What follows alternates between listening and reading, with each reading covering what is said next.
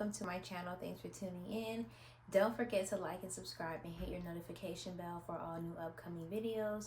Today I'm going to be doing some good healthy marriage essential tips. I am not married, but I have been seeking and reviewing the word when it comes to becoming a wife and being a wife, and I found these really good I would say tips on how to make your marriage healthy. Because let's think about it, we all want a healthy marriage, especially if we're looking or if we're in it. So I think that it's important that we find these keys and these tools and not only use them but share them. So here are the 10 tips that I will give to having a healthy relationship or healthy marriage, but this is more so for the marriage and just for more longevity in your relationship. So I'm going to be also referring to some scripture for each of my tips, so you guys can also reference how I came with these tips and how God led me to these scriptures. That way I can share with you and also know for myself. So number one would be dialogue daily. It's important to communicate with your spouse on a daily basis. We see this in Corinthians 1 chapter 13, and it talks about just asking deep questions daily, trying to get to the root of the person that you're dealing with, their heart, their mind, really diving into knowing them instead of keeping the relationship surface level or asking the mundane or daily questions that you ask. It's good to really know your partner more in depth. That way you can know how to show up for them. Number two is dating weekly. We see this in a lot of marriages and relationships now, but it's just something important to keep as a regimen in your routine of your relationship, because if you stop dating and you stop learning each other, and we always are growing and learning, we don't stay at a certain place. So that's why you find some relationships grow apart, or you find out that you really didn't know who your partner was and you married somebody that you didn't know. This is all because you don't date each other and you don't talk to each other. And this is in, of course, 1 Corinthians 13. And I also am going to place number 3, which is next. Number 3 is depart quarterly. This is also in 1 Corinthians 13. The reason why I had paused earlier is because all 3 of these kind of tie into 1 Corinthians 13, where it says 1, dialogue daily, 2, date weekly, and 3, depart quarterly. Depart quarterly means go somewhere every 3 months you haven't been, whether it's out the state, in the state, trying something new that one of the partners want to do. It's good to date each other, learn each other, and grow with each other, because that's how your bond stays stronger. That's how you stay connected. And I feel that's how a marriage and a relationship has longevity. So I really wanted to tie those 3 together and also let you read the scripture so you can get a little bit more in depth on how to continue to grow with your partner, because this 1 Corinthians 13 chapter gives you just so much detail on just staying connected and growing with someone. Number 4, I call the not mines but ours. This is where everything is joined together. We see this in Genesis 2:24. We also know that God has placed man and woman on earth to be one with each other. So when I think about that, I think that when you come together in a marriage, the good essential thing to have is to know that it's ours and not mine. Because if it becomes more of a mine, then you start to separate the marriage, you start to grow apart from one another, you start to mentally separate yourself from that person, because you're not really thinking that you're a unit. You're thinking more so that this person will eventually leave or they won't be there. And I think that if we have that kind of mindset, it makes the marriage or whatever we are trying to build break, because we'll start to do things separately. We won't feel comfortable enough to also give our all to that person, because we will think that that person is only for themselves. And to be in a marriage is to be selfless and to sacrifice. Number 5 is communicating. I think that this is another really good thing with the daily dialogue, but with this communication, this is more so speaking what's in the heart and the mind, sharing more your thoughts, your dreams, things that you want to plan and do in your life. This is also where you get to be more vulnerable and intimate and share with your partner your needs, and also taking the fact that this is also listening to your partner needs as well. That way you can also reciprocate what they are doing, which is providing your need. So we always have to know that communication is a two-way street, and it involves listening, and it also involves responding with truth. I do want to touch on communication again. I think that communication also is being attentive and having active listening, because sometimes we can get carried away in our phone or in our mind or wandering off, or sometimes we aren't really good listeners. And this is something for me. I had to learn how to be a good listener, and I also developed it at work as well, because it takes a lot of active listening. But when it comes to just listening to someone and really hearing them and understanding where they're coming from, instead of listening to respond or listening to get upset off it. Sometimes I think when we listen to people, we also get personal with it, instead of just being a biased person listening to somebody, because I can do that sometimes too with listening, and something they might say I might think sounds ridiculous, then I would make a statement in my own mind, but that's still also not active listening, because now I'm putting my own opinion to what someone is trying to be vulnerable and speak to me about, instead of hearing why they're speaking about it and how it made them feel and their perspective on it. So listening is really important, which is what I think we should definitely learn. But communication really ties into active listening and also responding truthfully, which is why I wanted to get back on that. Number 6 is a daily forgiveness. This is in Ephesians 4:31-32.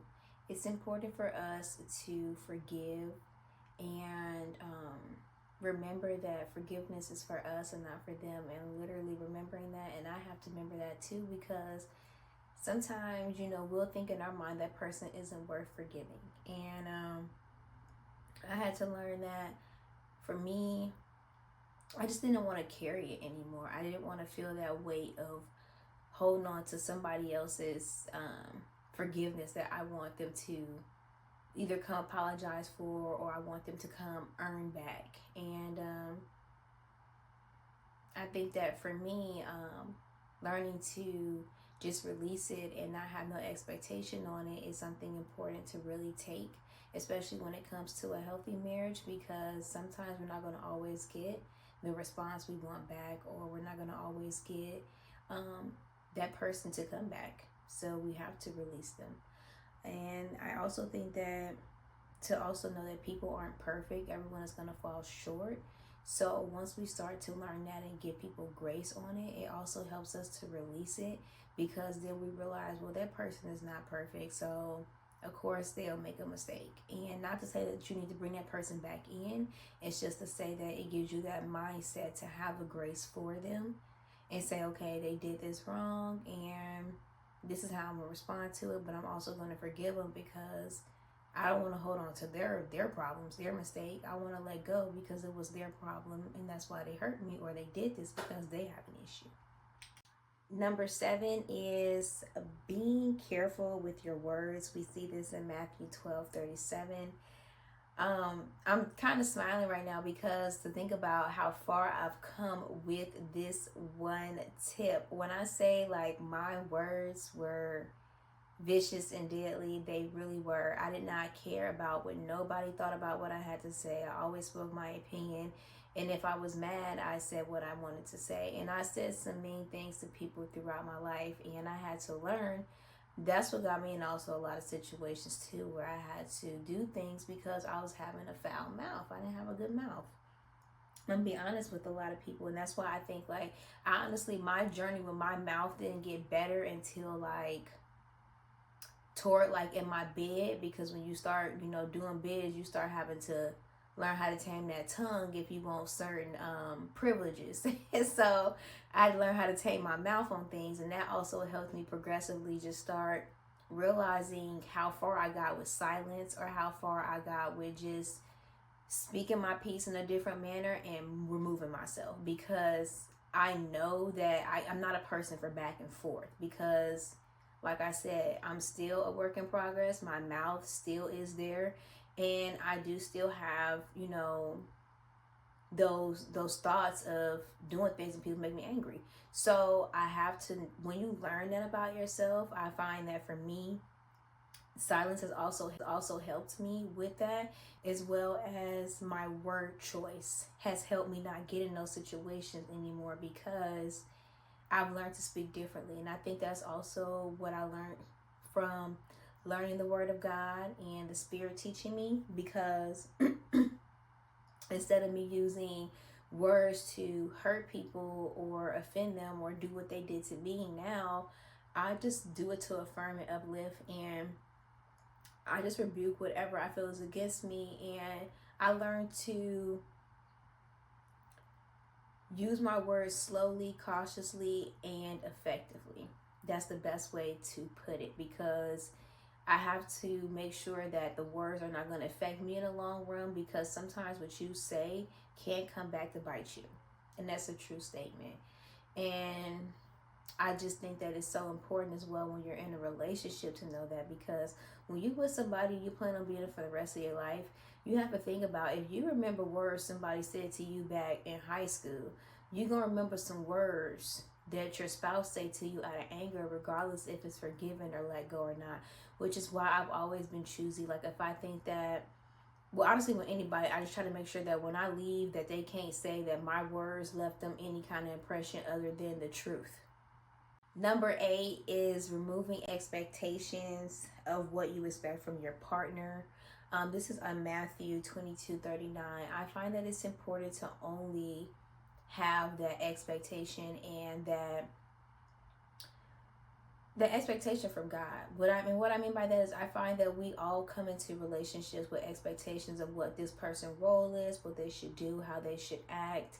I even have that, but I also have to remind myself consistently, like, let me get to know this person. Let me see what this person can do. Let me understand who they are, and let's grow. Because if I come in and think that they just gonna be like this and they're gonna act like this, and I get a different impression, it leads to not only disappointment, but it kind of leads to resentment and bitterness in your partner, because you're now putting expectations that they never said they had into to the relationship.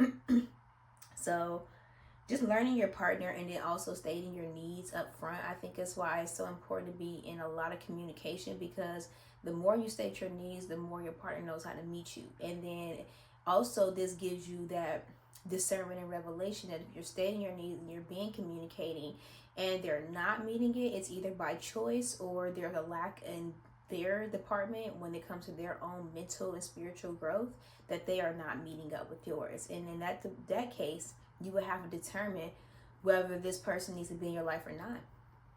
Also, when it comes to removing the expectation, it also gives you the freedom to enjoy who this person is.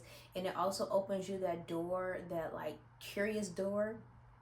And you start to notice that you and this person grow rapidly, because you're curious in them and they're curious in you. And curiosity is what builds strong relationships. If you are dealing with somebody where you just have all these expectations and you're not curious to really know who you're dealing with, you're going to come in like somebody's mother or a dictator or whatever you want to call it. You're going to come in real pushy and forward, and you don't want to do that. And you don't want to have a also marriage like that, because who wants to be with somebody like that? Just pushy, don't want everyone to know who they are. The purpose of, having a partnership is to be seen, heard, valued, loved, appreciated, and supported.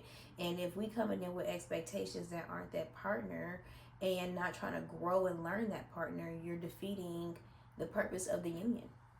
I think especially if you believe in God and you believe in that He puts partners together for the better, for the growth, for the progression. So if you are putting expectations on your partner that's not of them, and you're not learning who they are to see how God has placed them in your life for you, you're going to find yourself turning this person into a person that's hindering you, instead of what His purpose was supposed to be in there, which is to heal and grow you and be with you and be one with you. Sometimes we get in relationships and turn our partners against us, and we see that a lot in different relationships, which is why I think it's important to come in with no expectations. Number 9, I put down as never say divorce. This is in Matthew 19:3 through 9. It doesn't keep the relationship secure, and it also means you're not willing to work things out. Being in a relationship and a marriage means that you want to work things out. You want to grow with each other. You know that there's going to be ups and downs. You're signing up for the pros and the cons, knowing that you're going to push through both. And if you are constantly saying, I want to divorce or I want to leave, you're not securing the partner in that unity. You're really securing them in to start thinking of other options and other plans instead of how do we grow. Now, this is something I had to learn in relationships that I had in the past, or situationships, whatever you want to call them. I was a person that was quick to leave. I left very rapidly. I'm really quick on running. But I had to learn how not to become that. And honestly, how I learned not to become a runner is through my foundation and stability in God, because He has taught me to not run from Him. Because you have to think, when you're not grounded in the Lord and you don't have a relationship with Him, you are running. So if you always running from, you running from God, you're going to run from everything else that's coming in your life, because you can't stay grounded and consistent in the Lord and in yourself. Then how can you bring that to the next table? Which is why I think that I really want to talk about that part there. So if you were like me, where you found yourself in a lot of situations in life where you were constantly running from it, start with God, building your relationship with God and grounding yourself in that, being consistent in that, and then start grounding yourself in yourself. Be into yourself, be consistent with yourself, be focused on you. Then you can take that same commitment into your marriage. That's why in the Bible it says you have to love the Lord, love yourself, and then you can love your neighbor. Your neighbor is your spouse too, because you cannot have something stable and something that is grounded if you don't know how to stop running.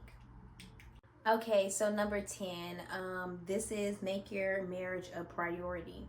Now, I do want to apologize if you guys hear the Spanish music in the background. It's neighbors. I can't get them to turn that down. So, oh, they did. Okay, praise the Lord.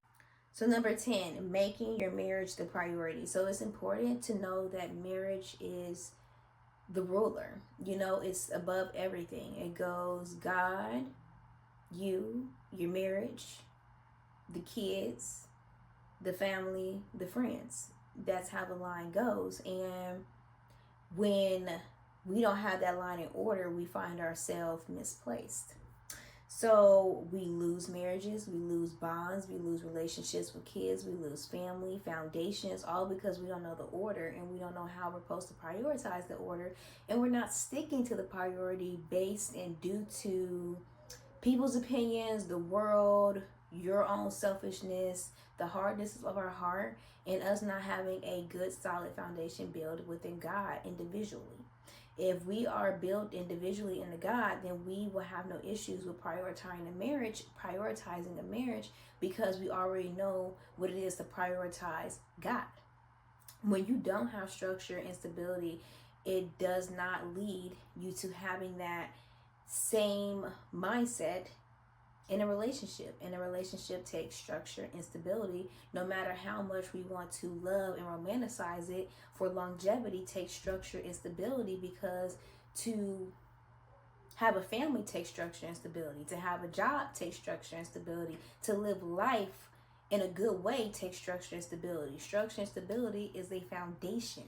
And once we understand the foundation of things, we can always move it to different areas of our life. Some other key points I want to just throw out there for making your marriage a priority is, when you are arguing, it's good to always take breaks and focus, because sometimes you can put the argument before the marriage or the relationship if you are not married.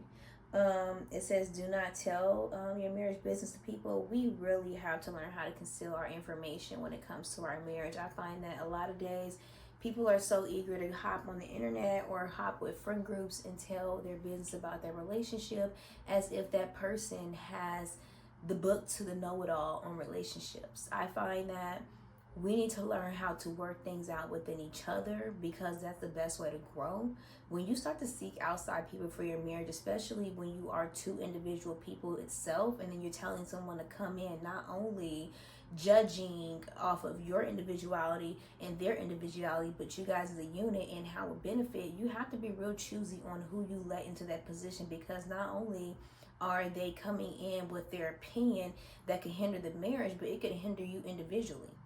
You have to think about that. You have to think of people who have your best interests at heart, who also have experience in the area, and a well experienced, and someone who also has some up and downs in their situation, not where everything is always a smooth sailing. Because when you see someone that's always saying everything is good, that means that they are completely lying.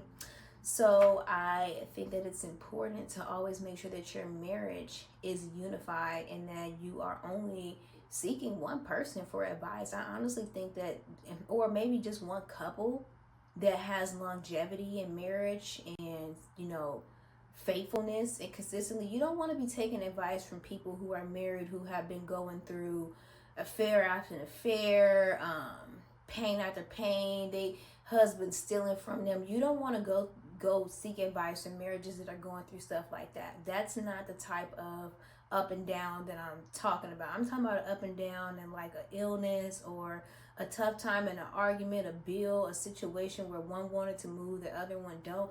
Those type of life situations, or someone going through a death in the family and the spouse is taking the death different than the other one and they're lacking communication. These are like real problems that I'm talking about, not the problems where people are going out and purposely hurting their partner and then wanting someone to help them fix it. That's not what I'm talking about. I'm talking about where, in a relationship, sometimes you're not doing this, sometimes you're just doing this, and you got to help somebody get you back here. But when you with somebody who's deliberately know you're like this and they say, let me go here and then let me come back because now I messed up, that's not somebody you want to keep working things out with. I find, like I said, with infidelity, it's a zero tolerance. You are, well, in my mind, that is a cause for divorce without a question. I don't think that there's enough to discuss when that happens other than divorce. If you believe in reconciliation, kudos to you. But for me, it will not be. As for another thing when it comes to making your marriage a priority, is if you are prioritizing your work or your kids over your marriage, you're definitely going the wrong way. Because what is the order? God, yourself, the marriage, the family, the friends, the work. Of course, the work is to support, but look how far down the work is. Because the work is not important to your relationships in your life. Because your relationships in your life is what's going to be on your deathbed when you see the people that love you and, support you and are there for you, not your job. Maybe your friends from your job, but that's yet again, people. So I think that people place career and workplace and achievements and establishments too high up, because when you die, all that paperwork gets burned. Okay? Let's remember that. Nobody's keeping your certificates. Nobody cares about your trophies because it's not theirs. So I think that it's important to value what can be taken with you, the memories, the love that can be brought from people. So in marriage, I find that marriage is a really good institution. I believed in it. I never lived in the way that was going toward it in the past, because that wasn't what was on my mindset then, and I can't be upfront about that. I wasn't in denial about what I was doing. I just think that now that I have elevated and grown and also grounded myself in the Lord, who has taught me and changed me. So, and that being said, now I am looking more for the things that God have the will for me to have, and marriage is one, which is why I find these 10 key essentials really good for a healthy marriage. And I wanted to share it with you guys who are not in a marriage, who in a relationship now, aiming toward marriage, who don't want marriage, who whatever the situation may be. If you want these key tools to have like a good friendship, a good foundation, because these are also good key tools to have when it comes to a friendship and a family member. Like even right here when it says never say divorce, you don't ever want to tell your friend, I don't want to be friends with you, or I can't stand your friendship. That's also something that doesn't secure a friendship. So you can take these key tools within your relationship, but I really made this toward marriage because I find that this is what helps a healthy marriage. We have to remember marriage does start as a friendship. We are two different people coming together and building something, building a friendship, building a bond, building a love, and building everlasting companionship.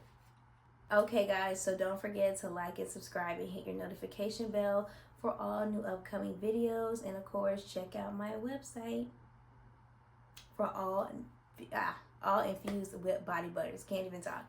Have a great day.